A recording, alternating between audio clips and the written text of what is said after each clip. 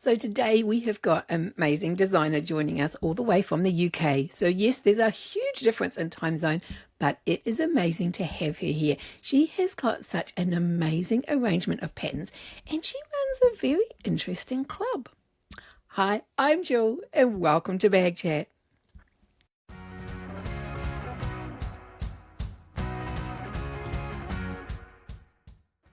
So who could I be talking to? I am talking to Samantha today, and it is so good to have you on the show, Samantha. Welcome to the show. Thank you for having me. Now, do you prefer Samantha, Sam? What do you prefer? I prefer Samantha, but I'm not hugely precious. But those who know me do chuckle a little that I do prefer Samantha because most people prefer Sam. Okay. I've got the same with Jill and Gillian, and I'm not Gillian, I'm Jill, so I'll stick with that. Okay, so it is great to have you here. Now, you have a huge catalogue of patterns, and I am so impressed, like looking through your catalogue. It is just amazing. I don't know if everyone's aware of how many patterns you have between Swoon and Mrs. H and what's available. Honestly, everybody, you've got to go check it out because if there's a pattern you're needing, I'm sure there's something you could make what you need out of that selection. We're quite fortunate to have such a wide range of patterns and the diversity, and you just think one day I'll design something else, but then another bag comes up. So we will look deeply into your creative journey with your designs because it is so cool. But I always start with some really quick fire questions to start with, and everybody always wants to know, how did you learn to sew? So I learnt to sew when I was at school, as I think most people in the UK do, and I did textiles up until I was 16, and then I didn't touch any fabric at all ever again until about it was 2010, Christmas 2010. So that was about, 15, 16 years later. Didn't touch it at all. And I needed a Christmas present for a friend. And I thought, I'll just try. You see these tutorials, make this in 30 minutes. Took me about 4 hours, of course. And that was it. That was, it all came flooding back and bitten by the bug. Wow, that's amazing. But it is like riding a bike, isn't it? You don't forget. It's like, yeah. And I guess as we're older, we take our time a little bit more and we enjoy the process a little bit more, maybe. I think we see the point of taking your time and doing things properly. We won't tell my mum about that because she used to say I hated unripping anything. I just find another way of fixing it. Absolutely. Well, if there is a corner I can cut, then I will still cut it. But sometimes you have to take the long route. I've become a bit more of a perfectionist as I've got older with certain things.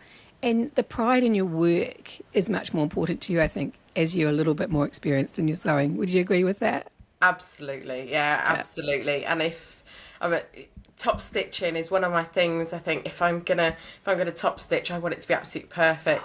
And nobody notices, actually. If you don't point anything out, nobody notices. I had a bag, it was a companion carpet bag, and one of my handles was riveted on with the tab on the outside rather than the inside. So out of all 4 tabs, there was one that was on the outside. Nobody noticed for about 3 years. Oh, but we know. Yeah. But it was a good lesson in the fact that actually maybe we should just enjoy the result and the creativity and the process rather than being so hung up on the details. Yeah. Okay, we'll try. I could learn that lesson myself still, but here we go. Isn't there a book we could write on things we should do and that we tell other people to do? Absolutely. Yeah. So if I make a mistake, I do tend to take a photo of it and put it in the Facebook group because I just think it's important, especially for those who are just learning. They only ever see our perfect finished makes, and it's very intimidating. I think actually it's important for people to see, no, we all make mistakes. Yeah. No, it's kind of like that. We're experimenting still. Because if we stop experimenting and stop trying new things, I think we're going to get bored really quick. And it's like time to find a new venture maybe if we get to that point. Yeah. My favourite is making one of my own patterns and thinking I know where it's going. because I designed it and wrote the pattern, and then having to rip it all apart because I didn't know where it was going. Yeah. Yeah. And because you learn new techniques as well, and you go back to an older pattern and you think, I'll just do it like this, and you think, oh, hang on, that's not the way I designed that. Then I need to do that first because of that. Yeah. Sometimes there's a reason for doing it the old-fashioned way, or for doing it a particular way. Yeah, we always know better, don't we? Of course. Yeah, definitely. Yeah. So how did your sewing going from general sewing to bag making? You know, you're on a budget when you first start, aren't you? You don't want to spend a lot of money. So I thought, oh, I'll see if I can make up my own patterns. And I could, and I thought, oh, hang on a second, maybe somebody else would want to sew this. So I uploaded my first pattern. I couldn't even tell you what it was now, to be honest. And I thought, oh, just put it, we had, I think, was it Craftsy at the time? I mean, this is a while ago. If you've been making bags for a long time, you'll recognise these names, but it was Folksy and Craftsy. I started really at the right time when bag making was first getting popular. There weren't a lot of designers around, so I had time to develop my style, to develop my techniques, to develop my pattern writing, without so much competition. And I feel for designers coming in now, because I think they have to start as a fully fledged professional and have, you know, every hat under the sun, whereas we started, and it was, you know, it was a nice small pool of designers. We were able to sort of find our feet a little bit. Yeah. Yeah, things have definitely changed. Now people want a video. They want all these different file types. And I understand that. People are wanting to take shortcuts and save the environment, so they're using their tablet or they're using a projector. But it's a whole new tech learning curve too. How did you find that? Yeah, it's hard because I think we've discovered that people learn in different ways, and we really want to make sewing inclusive for everybody, no matter whether you're, you know, I'm dyslexic myself, so there's certain things that I prefer in a pattern to other people. You know, there are some people who don't read the instructions at all, so I try to make my, you know, because they just physically can't process that in their brains, and that's, you know, that's fine. So we try to, I think, include as much in a pattern as we can so that everybody can make it regardless of their learning style. You know, we do include a lot more in our patterns now. There's a few things that I don't include yet, like SVGs, purely because I'm churning a pattern out every month for my Patreon, and I just don't have time. Yeah. You know, the large format projector files, we produce those anyway because we do printed patterns, so they're not an issue. Yeah. We produce the video, and I think it's a good discipline for myself to do the videos as well, because I'm not just quickly churning these patterns out. I'm taking the time to really develop it well, because if I've got to sew it on video, I need to know that actually, it does really work. Yeah. In the steps in which you put it. Because, I mean, you and I can make the bag without the pattern, right? Because once you develop your pattern pieces, we know how to put it together. For someone else to make the bag, they're not in your head. No. So you're right. You have to follow those steps, and the videos are a good way to force yourself to check that. Yeah. And I think sometimes we, you know, this is the importance of testers, really, because sometimes we assume that everybody knows what we mean by a certain phrase, and not everybody does know. Yeah. You know, I think it's really important to make your pattern as clear and inclusive that somebody who's never made a bag or never made one of my patterns can pick it up and make it as a standalone. It's not a skill building course where you have to have made 6 previous, you know, to understand the terms. They need, you know, people need to be able to pick up a pattern and just make that bag. Yeah. I take my hat off to my testers. They are so patient. But I am the worst at following instructions. Yeah. Because reading is difficult for me. I'm like, not that I can't read, I love reading, but because my head does it one way and I think I'm being told another way, it doesn't make sense to me. I have to come back and, okay, read that again, step by step. And that's where videos, for me, are vital. Yeah, it's funny. I would never sew a pattern by following a video personally, because that's not the way that I think, but I completely understand that there are some who can't make a pattern without a video, and that's, you know, that's fine. That's, you know, that's what the video is there for. You know, with my dyslexia and things, some of my testers, and I'm so grateful to them. They rewrite whole chunks because grammatically it just doesn't make sense. And to me it makes sense, obviously how my brain works. But to them they're like, this just doesn't make sense. Yeah. You need people to understand what you're trying to say. I can't sew a bag off a video. That would drive me nuts. I watch the video and then the pattern makes sense. Ah, okay. Do you know what I mean? I don't know why. Maybe it puts me in the headspace of the way the designer's written it. But after I've watched the video, that makes sense. And then I follow the steps because I can't remember the steps. Do you think it's because you need to know where it's going? I'm sure there's other people who are the same because we're all so different. Absolutely. But I think that's what makes us such a wonderful community, because we're all so very different. We've all got such different learning styles and different skills. And I think that, I love that about our community. Yeah, I agree. And because I knew it all, when I started making bags, I really did. I knew everything. And then you realise how little you know. Oh, yeah. And it's such a whole world, isn't it? Different to general sewing. I've been doing this now for 13 and a half years-ish. Yeah. I cannot put binding on a bag in a neat way. I really can't. And I think, and that's great. So I think one of my patterns will use binding. Right. Others much prefer it because it gives you that structure and things. And I think that's the wonderful thing, because there are so many different people in our community. We want that range of options. Yeah. And yeah, I'm a binding fan, but then my niche is small bags. I think I've got 2 bags which are a little bit bigger from demand from family that I make them one. But everything else is small, and I love small bags. And small bags are better structured. Whereas a bigger bag, I love a slouchy bigger bag. Like it's funny, I always start out small, and it always ends up bigger than I planned. I don't know how. I can't seem to do small bags, but I keep trying. Mind you, I did do one last year, which was a little bit too small. You know how they were doing the really tiny ones? And honestly, I think it's harder to sew a really tiny bag because getting your machine in there is difficult. Absolutely. We've got one pattern that comes in 3 sizes, sassy saddlebag, and the small, right. You would think it was easier to sew, but no, the medium and the large are much easier to sew. Yep. Yeah. But the little ones look cute. Yeah, oh yeah. So let's talk about your pattern collection. Now, you've got the Swoon Patterns, which are amazing. You've got your Mrs. H patterns, which are amazing. So let's talk about your patterns to start with. So I started out with the Sewing Patterns by Mrs. H, which was my married name. And I developed my own patterns from that. And then made a relationship with Alicia when she joined the Bag of the Month Club.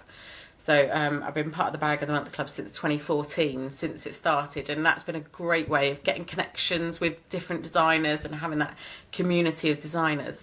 And then when Alicia was ready to step back from designing, she handed Swoon over to me. I took over the running of Swoon. We don't design under Swoon, but we do keep the company going, keep that ethos, try and keep that brand as true to how Alicia had it as possible.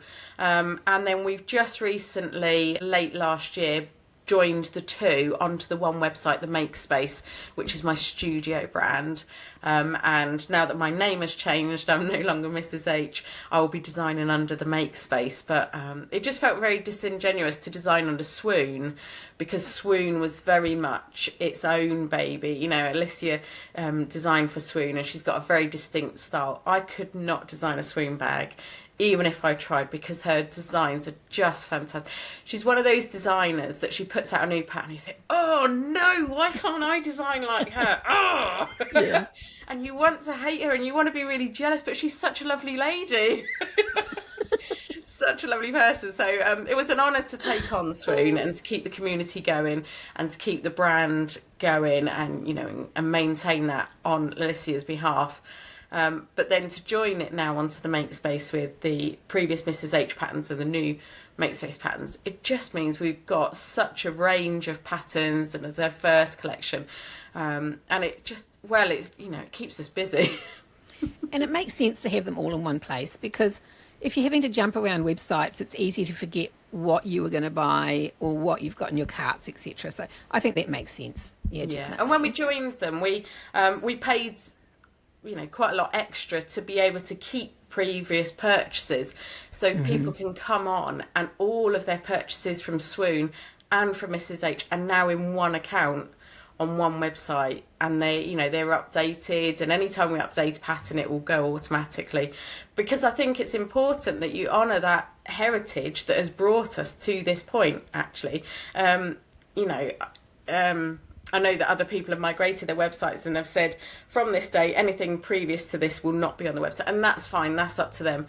But for me it was really important to bring those purchases over so that people still had a way of downloading their previous purchases. Yeah, I just had a massive glitch on my website and it wiped all the permissions from one pattern. All I could do was email the customers and say, look, here's a free code to buy it again. The developer said, no, don't know why it happened, how it happened. I felt so terrible because it's like, to me, that's what they've bought is access to that pattern, not just that pattern. It's a biggie with this tech stuff. So I think that's really great. Our websites are not storage units, and we do expect people to download their patterns and save them securely. But things happen, your computer goes, or your cloud storage expires, or some things happen, and we've put in one before we took Swoon over. Actually, they had a rogue developer who deleted loads and loads of accounts, hundreds of customer accounts. So once we took Swoon over, we had to then reconnect all of those patterns with those accounts. But we did, because I think it's important that people can trust you, that you will do right with their purchase. Yeah. So you do a design every month for your Patreon. How do you do that? I don't know. I don't know, because I run the studio in my my hometown in Cornwall, so we've got the studio there, and I'm also the chair of our local commerce community as well, and I'm also the mayor's consort for the year. And how I do it, I have no idea. I think my brain is working about 3 months ahead, so by the time I get to the point of designing for that particular bag, I've already constructed it in my head. It's just a case of the step photos, and I say just, we all know it's not that simple, but because it takes a couple of minutes. Sometimes I have to pause it. So this month I'm the designer for Bag of the Month Club, so I've paused my Patreon knowing I just can't do justice to both. That Wonder Wallet, that it started out as the Wicked Wallet because it was a real pain to do, and it went in the naughty corner in, I want to say, September. We started working on it in July, and it went in the naughty corner in September. No, it could have been in the naughty corner from July, and then it came back out again. And then it went back in. So we're on version 6 now. So this is why I love my testers. We got to a point where I was like, I'm so sorry, give me your favourite shops and your email addresses, and we'll buy you a gift voucher to replace the materials, and and say sorry, because it just wasn't working. But I'm glad that we got to a point where it went to one side and then pulled it out again, because we developed some new technique. It doesn't look that unique. There's a limit to how unique you can make a wallet look, I think, with a frame.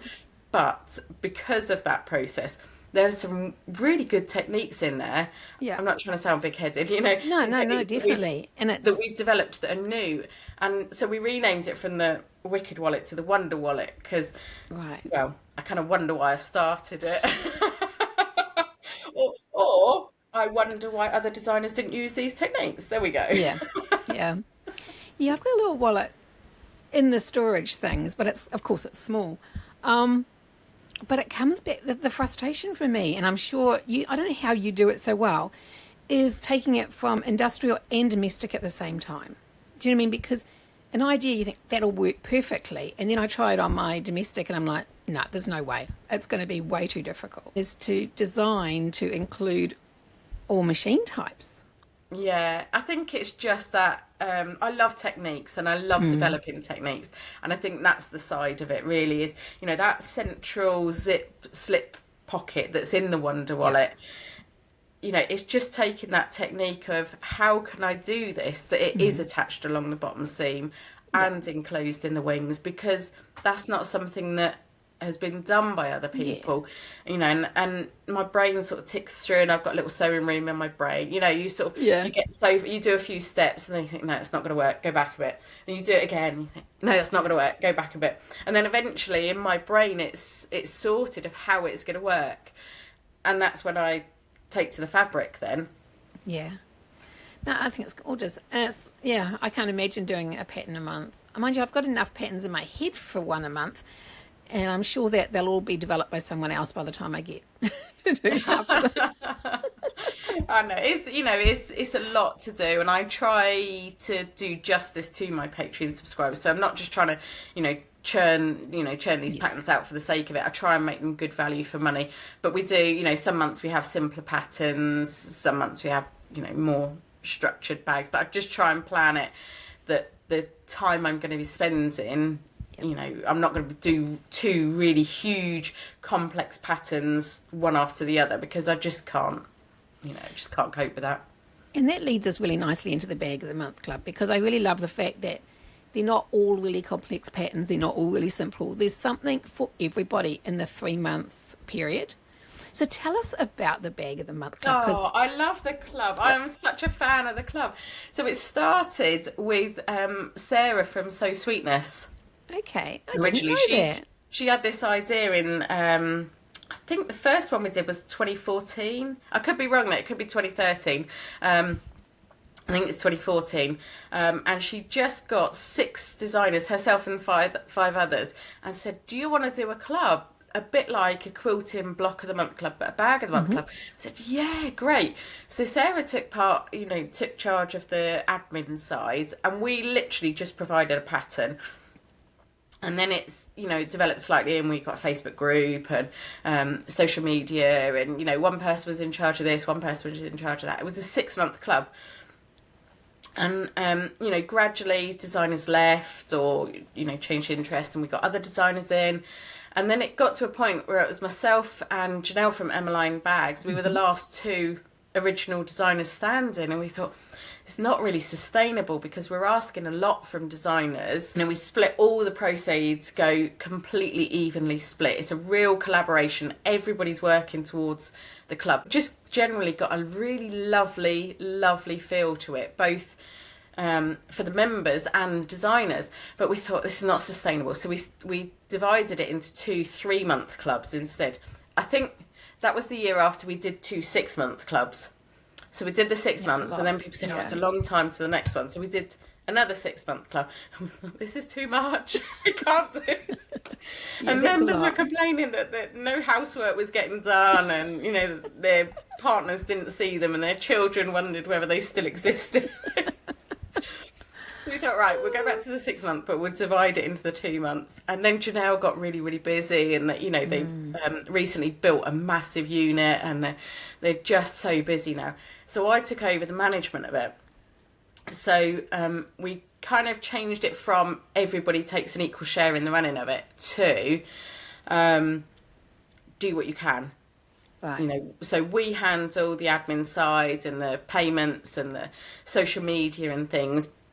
All we expect of a designer is to provide the pattern. I say all, providing a pattern is a lot. And then just be part of the club. And designers love being part of the club. They love that interaction with members. And as a member, it's absolutely incredible to be sewing the same pattern as hundreds of other people at the same time in the same month. It's so inspiring. And there's so much encouragement and love. And it's a real pocket of loveliness in what could be, quite a competitive industry. Now there's so many designers, and in business you can choose to be part of a community, or you can choose to be a bit cutthroat and out for yourself. And Bag of the Month Club just clears all of that away and says, if I want to earn really well, you need to do well as well. So I'm going to lift you up at the same time. And it's so inspiring. And especially, I say this every single season. This season's my favourite. This season's my favourite. This season. But it's lovely because the designers. So this season we've currently got Diane from Spencer Og. She was in January. She made her bag, and now it's my month. And Diane and Jassy, who's coming in March, have both been posting about it and encouraging me. And then when it's Jassy's month, we'll be encouraging her. And it's just, you just get to build these relationships with designers that you maybe wouldn't, because you're a little bit wary of, are they going to take my customers? Are they going to steal my business? But actually, we can all achieve more with that collaboration. And it just, like, to build those relationships with designers gives you that opportunity then to be able to say, hey, I know you're really busy, but can I just talk this through with you? Whether it's a design or a community aspect or a customer issue, or even something like, oh, I have no idea what's going on my website. Can you help me? Because, we wear a lot of hats and we're expected to do a lot of things, a lot of skillful things. You've almost got a pool of resources there. And we're all happy to help each other. And I just think it's such a lovely, lovely thing. Sorry, I do love the club. No, please do. That's what it's about. I just love that community aspect, and the fact that we still divide all the earnings equally, and we're still in it for the members. And Diane was the January pattern, but she's going to stay engaged now until April when we finish and we do the competition and we give prizes out, because she's invested in the club, because she's a lovely designer. And we only have lovely designers on that club. Oh, well, that rules me out then, doesn't it? I shall be in your inbox. Yeah, I think it's amazing. I think the thing for me, and what I always say and I quite often say in my videos, is the thing about the Bag of the Month Club is it makes you do bags you would never normally do, right? Like, I'll look at a bag and go, that's really not me. But I make myself do it, and I thought, oh, heck, that technique I could use in so many bags. You learn things that you don't put yourself in a position to learn. Does that make sense? And I think that's really key. The members who, I'm going to make this bag, whether I like it or not, they always come out having learned something. Nobody ever regrets having made a bag. No. Even if it's not something that you yourself would carry, you've learnt those extra techniques, you've learnt those skills, you've had a lovely time, and you've got a bag that you can give away to somebody if it's not something that you're going to use. And because of the community, if you think it's going to be too difficult, there's a huge community there to help you. Absolutely. And you don't need to feel silly going in there and going, look, I'm really struggling at step 2, but everybody knows what you're talking about because they've got the pattern.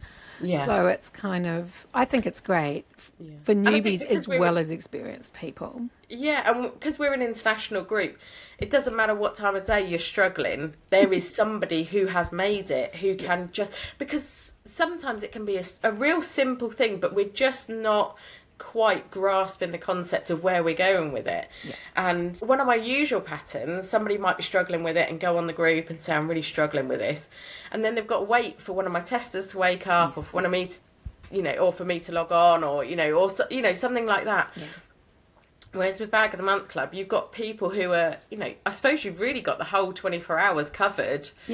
Somebody is going to be able to, even if it's just picking the colour of your zip, because isn't that the hardest thing? Choosing your fabrics. That's the most fun thing. But I do have an admission to say, your Wonder Wallet is the first pattern I've ever followed step by step exactly how it's written. Every single word in that pattern I read and did exactly what you said. I didn't watch the video. I thought I'm going to follow a pattern exactly like I would expect someone buying my pattern, and I did it. Excellent. There is one of my other ones, the passport folio, and I designed it, made it, and then it was a few months later that the lady who worked for me in the studio, she made it. Honestly, the amount of times we ripped it apart because we thought we knew where it was going, and I designed it.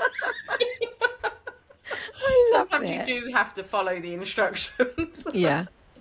The other thing I suggest too with things like a bag that you might not want to make is don't make it with your best vinyl to start with. You make it with something cheaper until you're happy with how it's made. Because we sometimes go into the mindset with a bag and think, no, I've got this. And you pull out your new roll of Mora or and you think, no, maybe I should have made it out of waterproof canvas or made it out of something a bit cheaper. Because the first time it's never exactly what you want, and the second time your top stitching is perfect and everything is a lot better. So Sometimes it's that mindset, isn't it? And finding the time, knowing you're going to make it twice. Yeah. Yeah.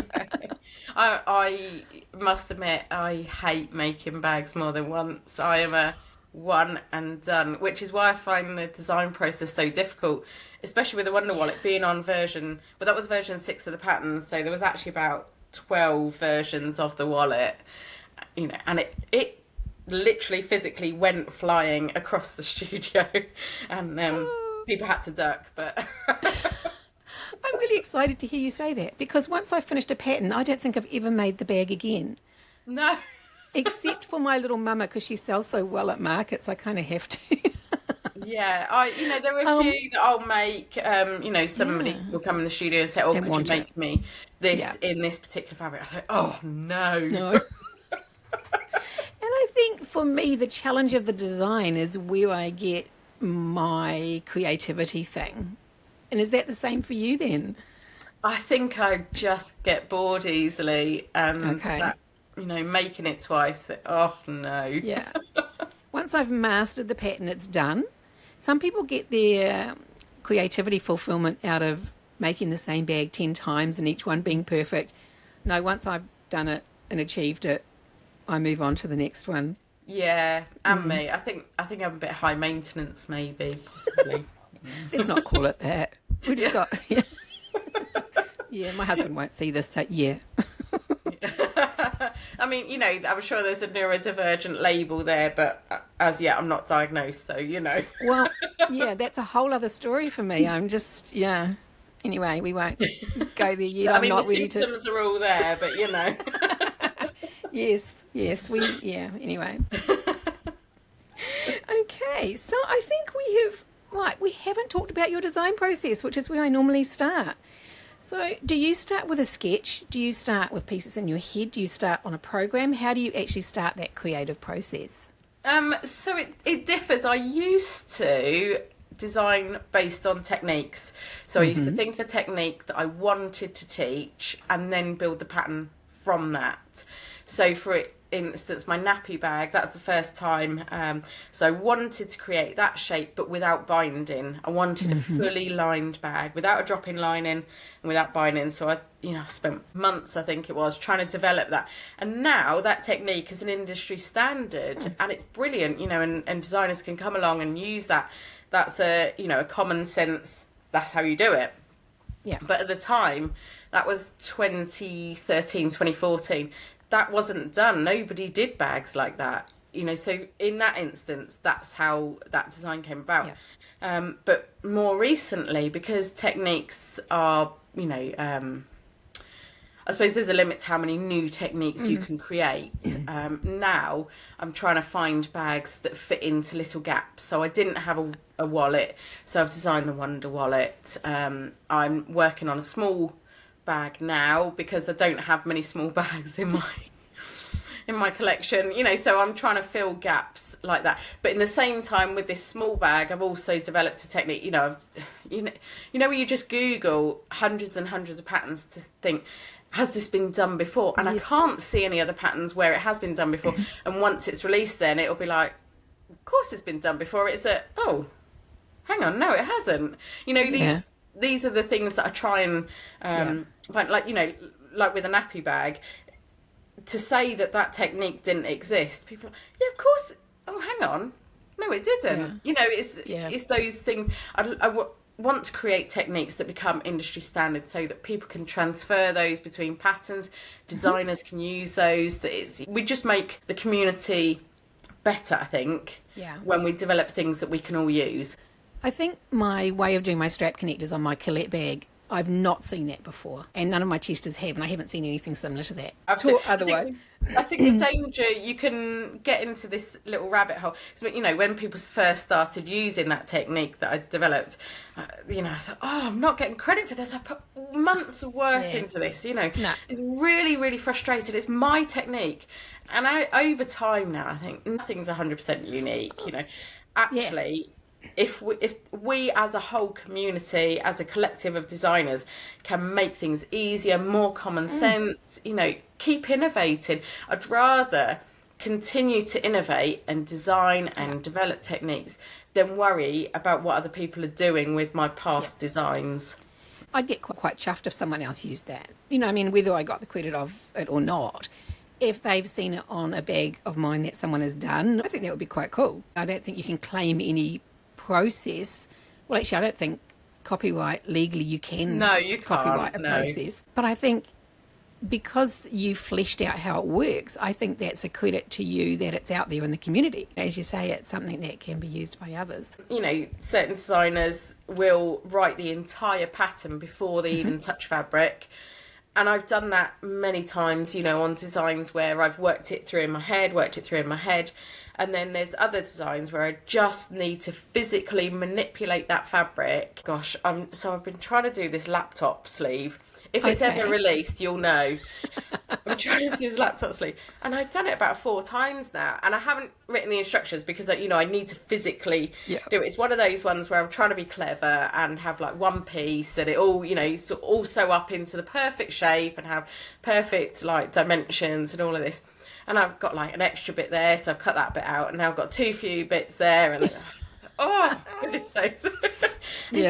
Once this is released, everybody will be like, that's such a simple design. It's just one piece. But it takes you months actually to get that one piece to fit together. And sometimes those simple ones are actually harder than the more intricate because it's easy just to shape another piece of fabric to put in there to make the right shape. But, I mean, Diane does that so perfectly, right, with her little techniques in her bags. It's like, how's she come up with the way you just twist that and turn that? Do you know what I mean? She's like another one. You want to hate her, but she's so lovely. You can't. So frustrating. Why didn't I think of that? So it sounds like it really depends on the pattern that you're making at the time as to how the process is going. Yeah, I think so. I'm sure that actually if I recorded everything that I did, there would probably be a pattern there. But I think to get that initial concept, that initial design, it does differ. And then I take my step photos and then I spend about 3 weeks editing the step photos. And then I spend another couple of weeks avoiding doing the written instructions. And that only takes me a few hours actually to do, but I never learn from that. And then it goes out to testers, and in my head, it's completely gone and dead, and I don't have to think about it again. You're funny. I know. And then... And I start working on something else, and then the testers send their feedback. We use a form, so it's all standardised. I could just go through it. Oh, what a good idea! I and must do that. Yeah, you should. It's brilliant. That's a great idea. For each step, and we got like an extra section for extra bits. But then when I'm doing, say, I don't know, lining pockets, I just go to the section and I've got 20 different comments about the line and slip pocket, and you can see it as a whole then, because one person might say the pocket's too small, one person might say the pocket's too big, but you can take it as a collective then. So that feedback comes back, I'm like, oh no, I haven't finished that pattern. So then I edit it, and I've usually cut the fabric for the video, and then now I've got to do Never change it. Oh. Yeah. I had actually done the video this time and changed something, and I thought, I'm just going to say in the video, I took that off. I'm not going to start again. It was something simple, but, just to save confusion. Because that's it, isn't it? Nothing's necessarily wrong. It's just to make it more user-friendly. Yeah. Absolutely. A few times in my patterns, I say, oh, hang on a second, let me write that down. I'm going to change that in the pattern. Yeah, exactly. Yeah. I start with my pattern pieces because that's where my head starts. Yeah. But it's different, isn't it? It's funny. And I'm not a fan of writing the instructions. No, and it's funny because it doesn't actually take that long to write the instructions. No. It just feels like it does. It does. And I've seen one designer, and she's got all of her instructions for this type of pocket, and she's done them in blocks that she brings in. And I'm like, but my brain doesn't work that way. It's so clever and so smart. Clever, though. I know. And I'm like, but none of mine are that standard, except for my slip pocket. No, maybe we should work on that. So the one I'm working on at the moment, I've got a zip pocket and a slip pocket, and neither are the usual standard zip pocket or slip pocket. And I think, why do I do this to myself? Yeah. It's that technique thing, isn't it? It is. I've been playing with welt pockets and some cool welt pockets with vinyl, because the vinyl changes the welt pocket so much. But because I've got a tailoring background, I love welt pockets. They're just finished for me. And I'm like, but different thicknesses of vinyl, you've easily got a lot of thickness there. So I've come up with this way that reduces the thickness.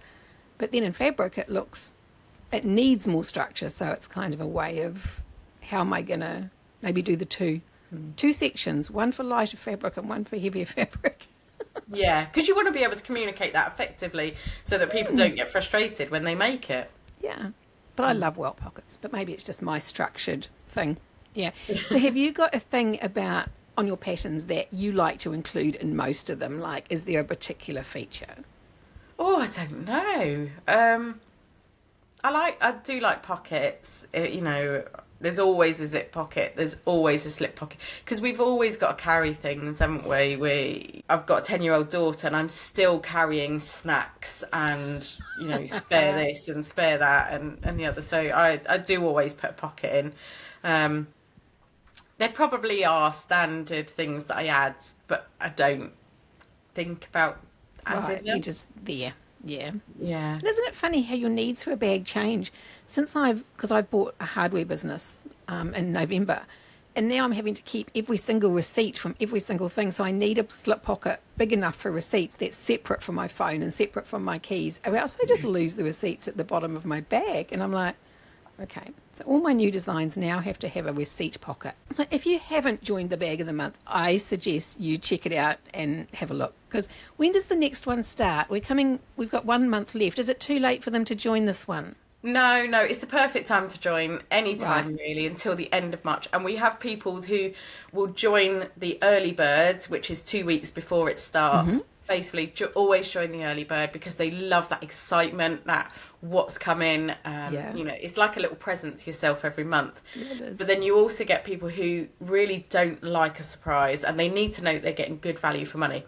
Okay. And they won't usually join until the last pattern is revealed, because it's still a great deal, still good value for money, but they know what they're getting. And I fully respect that. And I think that's a really good, if you're not sure, and if you think, well, I'd probably use 2 of these patterns at least, what the patterns are, you can make that decision on whether to buy it. So if they join now, they get the January and the February instantly, and then the March once it's released. And then we have our competition during April, where we give out prizes, and we have some wonderful sponsors. We're so lucky with sponsors. Thank you also, Jill, for sponsoring. Yep, Kiwi Dagonaires is a sponsor. Yep, that's And then we have the next season. The last few years we've run it the same months, because it helps to plan your year, I think, for people joining. The next season is, we have early bird in July. And then we run the season August, September and October, because then it's finished in time for Christmas. Yeah, and all the chaos. People need to make things for Christmas. Yeah. No, that's great. So if you haven't joined, please check it out, because it is so much fun. And the opportunity to learn is just amazing. But I had someone say to me, but I don't always have the hardware and stuff on stock.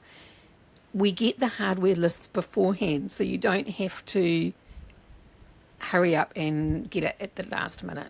Yeah. And I don't know if other suppliers do, but I actually do a pack of just what you need for the bag. So you don't need to buy 10 D-rings in a packet or whatever. I just provide what you need for that at a reduced rate, so it makes it easy. So I don't know if the other preferred suppliers do, but there is preferred suppliers in most countries, isn't there? It's kind of... Yeah, and we're quite awkward, because we asked designers to give us that finished hardware on the 1st of July. So the designer for October might still not have worked on their pattern to a point where they can be confident, and that's when you find that you're designing to a hardware list, because we send out that hardware list on the 1st of July to the hardware suppliers, because we expect them to be able to put together a kit. So they're not on the website unless they can provide a kit.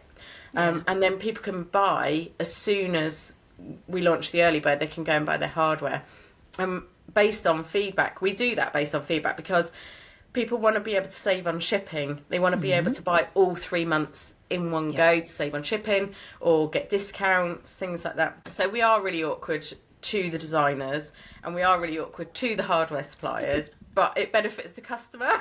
Well, someone said to me, how can you do it cheaper? And I said, well, if I'm not packaging 5 individual items, I'm putting it all into one bag, you save on label costs, you save on all sorts of stuff. Do you know what I mean? Absolutely. So it's a great saving for the customer as well. Yeah. Yeah. Yeah. So check it out, people. The website will be down below. So let's look at your advice for new bag makers. What would be your top tip for new bag makers?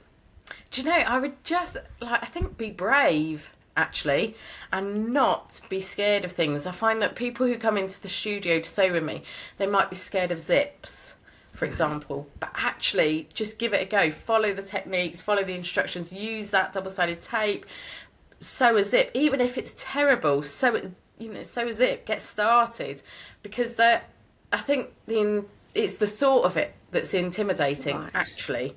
I think most people can do most things if they have support and the right instruction, and it's that bravery that you need to just have courage. And I very rarely categorise my patterns. So in the Bag of the Month Club, we do try and do a beginner, intermediate and an advanced pattern, just so that you've got that progression. Right. But in my own patterns, I try to not classify patterns, because I think somebody coming in who maybe hasn't made a bag before but has 40 years of clothing sewing, Yeah. they can easily make a bag, but I don't want them to be put off or intimidated by a skill level. So I don't tend to put skill levels on if I can get away with it, because I think actually I can support you, my testers can support you, other bag makers in the community can support you. You can make actually whatever you want.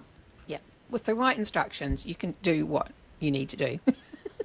If you've got the right information and the right tools, you can. And we are our own worst enemies. We get it in our head, zips are really scary, or pockets are really scary. We're our own worst enemies, but actually we can. We just need to be brave. And if we slow down and follow the instructions, I think sometimes we need to do it now. Steady on now. I'm giving the advice, I'm not following it. Okay, make it realistic. So do you see a common challenge or a common problem that new bag makers are having?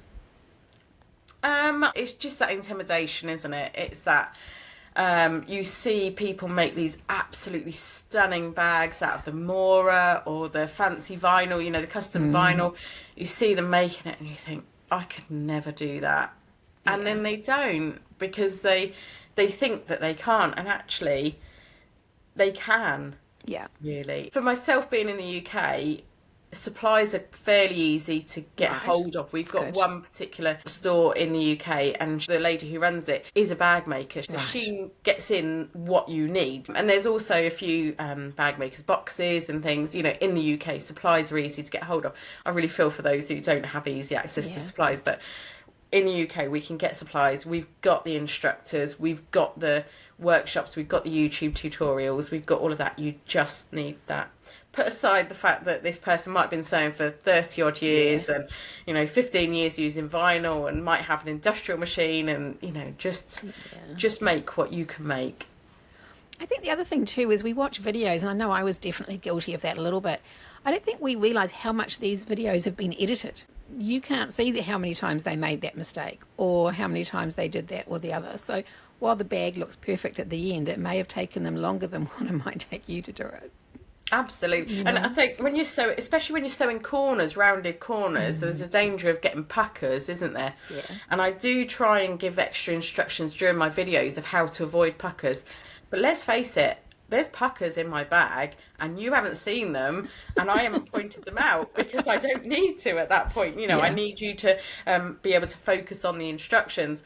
But purely it's because I'm rushing or I haven't followed my own advice or something like that.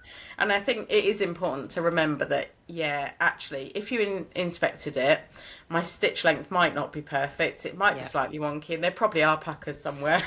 I had quite an advanced sewer say to me, she's just new to bag making, she says, I never use a stiletto. Why would you use a stiletto? Show me your rounded corners on a gusset, without holding everything into place properly. Saves you so much headache. Just hold something. Doesn't mean you're a better sewer because you don't use tools. In fact, I think an intelligent sewer uses every tool at their disposal, surely. I will cut corners where I can. If there's a corner to cut, I will cut it. But that also means that if I say in my instructions hand-based, I have tried every which way to avoid that hand-basting, and there is no other way. You need to hand-baste.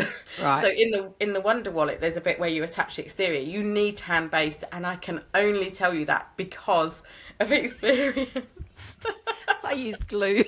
Yeah, well, there you go. That's fine. But it's, we're at that point now where I know enough about bag making to be able to cut the corner, break the rules, cut the corners. And I think bag makers are rule breakers generally. In quilting, there's certain rules, and it's very structured. In clothing, if you want something to fit a certain way, there's certain guidelines and rules. Bag making is such a new discipline. We're all just kind of making it up as we go, and there's no rules. There's nobody inspecting it. Yeah, do what you need to do. And there's really no right and wrong. I know some people have big opinions in the bag making community, but you don't have to do it this way. You don't have to do it that way. If it works for you another way, do it that way, as long as it works. Absolutely. Absolutely. So we're really excited to see where the make space goes, because that's obviously the future of you and your designs. So what exciting stuff have you got coming up for us? Oh, gosh. Well, so I'm in the current Bag of the Month Club season. I'm helping to teach at a retreat in March, which is very exciting. So I used to run retreats, and our hotel unfortunately wasn't ideal for us, and I haven't found another venue. So I'm really missing that retreat, because it's so inspiring to sew with other people. So I'm still working on a venue for that, but I'm teaching at this other retreat, which will be fun. And then we've got the next Bag of the Month Club season towards the end of the year, and every month new pattern through Patreon. So I'm just head down, get those patterns out, because there's something inside you, a compulsion that you have to get these patterns out. Yeah. So when you design to Patreon, is it then released to the public at a later stage? How's that working?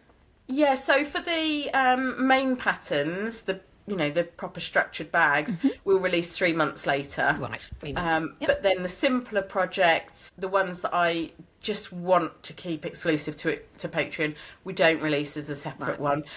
Just because I think I value the support of the people who are on my Patreon channel, and I want them to feel like they're getting value for money. And I am a terrible, terrible, terrible host on there. I don't give updates, and I start to give updates and then I forget, and I just, I'm busy and I forget. And I really do value each and every person who is part of my Patreon channel, and I just want them to know that. Even though I'm really terrible at telling them, I do appreciate them. So I want them to have a cache of patterns that are just for them. No, I appreciate that. It's really good value for money for them. That's awesome. And with the Bag of the Month Club, I know those patterns are released later on. There's a time frame with those? Yeah, so they're released 3 months after their club month. So the January one will be released in April, or it can be released. It's up to the designer. Right. Most designers do release April. The February one will be in May, for example. So please do check out Samantha's website. As I said, the link's down below. The link's down below for the Bag of the Month Club. And if there's any questions you've got, please drop them in the comments and I will forward them on to Samantha in the future. We might do a wrap up in the future of all the questions that have come through. It has been so neat chatting with you. Thank you so much for making the time. Thank you for having me. It's an absolute honour. It has been great. So that is another episode of Bag Chat. Wasn't that amazing and fun talking to Samantha? Well, guys, if you haven't checked out the Bag of the Month, as I said, the links are down below. The pattern links are down below as well if you want to check out Sam's work. So there is a lot going on in life, and Bag Chat may not be as regular as what I first planned, but when we make an episode, we want it to count.